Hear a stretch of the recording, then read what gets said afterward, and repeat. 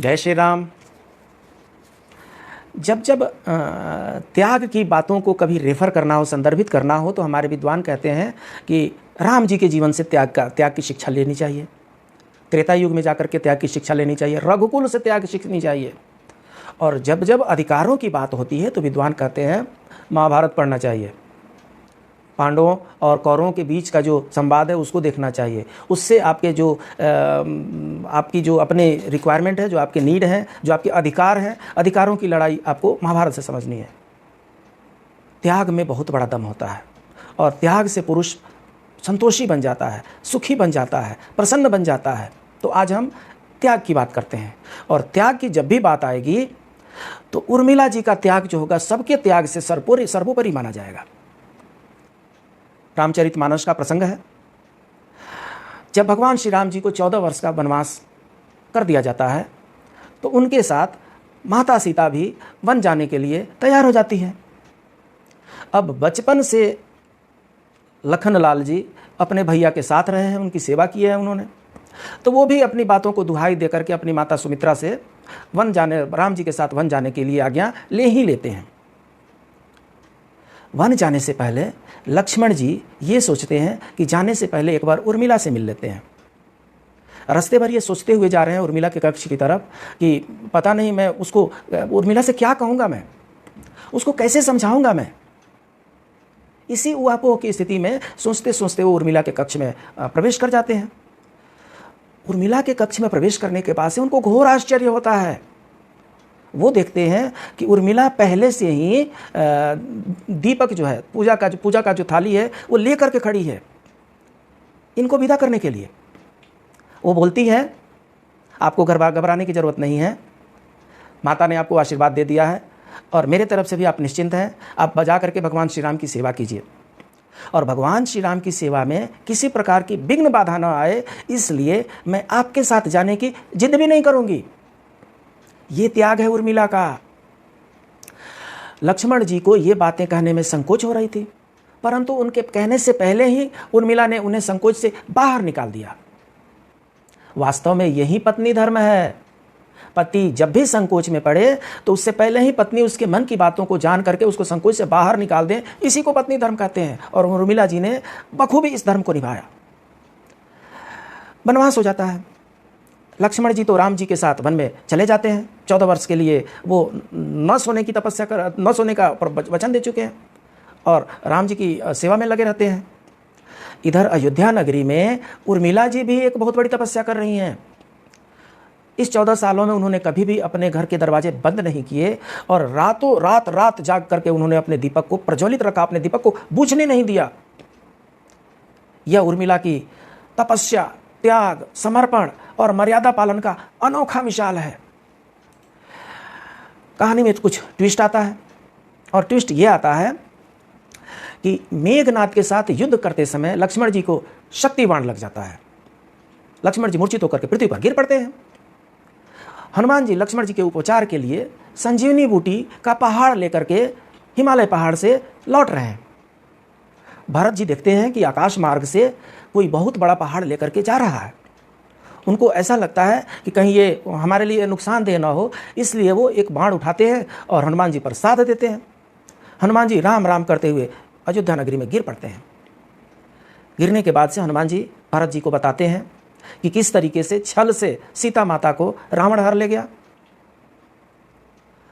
अभी लंका में लड़ाई हो रही है और किस तरीके से मेघनाद के बाण से लक्ष्मण जी मूर्छित पड़े हुए हैं। ये बात जैसे ही माता कौशल्या सुनती हैं, वो बोलती हैं हनुमान जी आप जा करके राम से कह देना कि बिना लक्ष्मण के वो अयोध्या नगरी में वापस ना आए। वो तब तक उधर ही रहे जब तक हमारा लक्ष्मण ठीक नहीं हो जाता, और लक्ष्मण जब भी अयोध्या नगरी में लक्ष्मण को साथ लेकर के ही आए। एक ये माँ का त्याग है। तुरंत ही माता सुमित्रा आती हैं और वो हनुमान जी को बोलती हैं हे हनुमान जी आप राम को बोलना कि वो तनिक भी चिंता न करे लक्ष्मण के लिए, और लक्ष्मण के माता सुमित्रा की तरफ से भी तनिक भी चिंता करने की जरूरत नहीं है। मेरा बेटा भगवान राम के सेवा के लिए ही जन्म लिया है और अगर जरूरत पड़ी तो मेरे पास जो मेरा दूसरा पुत्र शत्रुघ्न है उसको भी श्री राम की सेवा में हम भेज देंगे।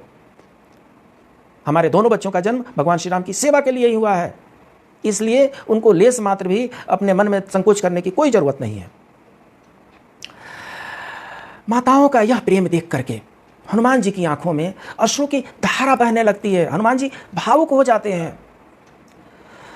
परंतु दूसरे ही क्षण में जब वो उर्मिला की तरफ देखते हैं तो बड़े आश्चर्यचकित रह जाते हैं। उर्मिला को देख करके वो सोचने लगते हैं, ये एकदम शांत और प्रसन्न खड़ी है, क्या क्या क्या इन्हें अपने पति के प्राणों की कोई चिंता नहीं है। तब हनुमान जी पूछते हैं उनसे, हे देवी, आपके पति के प्राण संकट में हैं, उनको शक्ति बाण लगी हुई है, और सूर्योदय तक अगर बूटी वहां तक नहीं पहुंची तो सूर्य रघुकुल का एक दीपक बुझ जाएगा। क्या आपको कोई चिंता नहीं है इसकी? बड़ा सुंदर उत्तर देती हैं उर्मिला जी।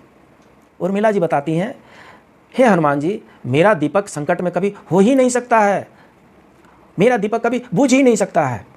रही बात सूर्योदय की, तो आप चाहें तो कुछ दिन और अयोध्या में विश्राम कर लीजिए, क्योंकि आपके वहां पहुंचे बगैर सूर्योदय हो ही नहीं सकता है।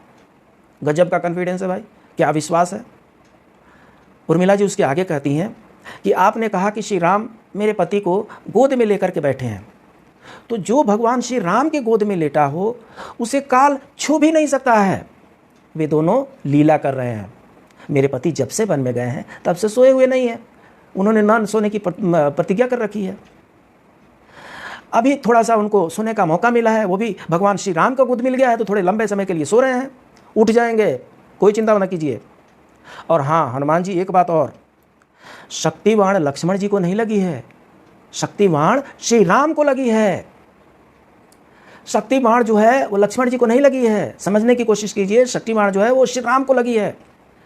मेरे पति के हर श्वास में श्री राम है, उनके खून की बूंद बूंद में राम है। जब उनके शरीर और आत्मा में सिर्फ राम ही राम है, तो शक्तिवाण तो राम को ही लगी ना, और दर्द भी प्रभु श्री राम को ही हो रहा होगा। इसलिए हे हनुमान जी, आप निश्चिंत होकर के जाएं, और जब तक आप वहां तक पहुंच नहीं जाते सूर्योदय हो ही नहीं सकता। उर्मिला जी के इस उत्तर को सुनकर के तीनों लोगों का कोई भी प्राणी उनकी वंदना किए बगैर नहीं रह सकता है।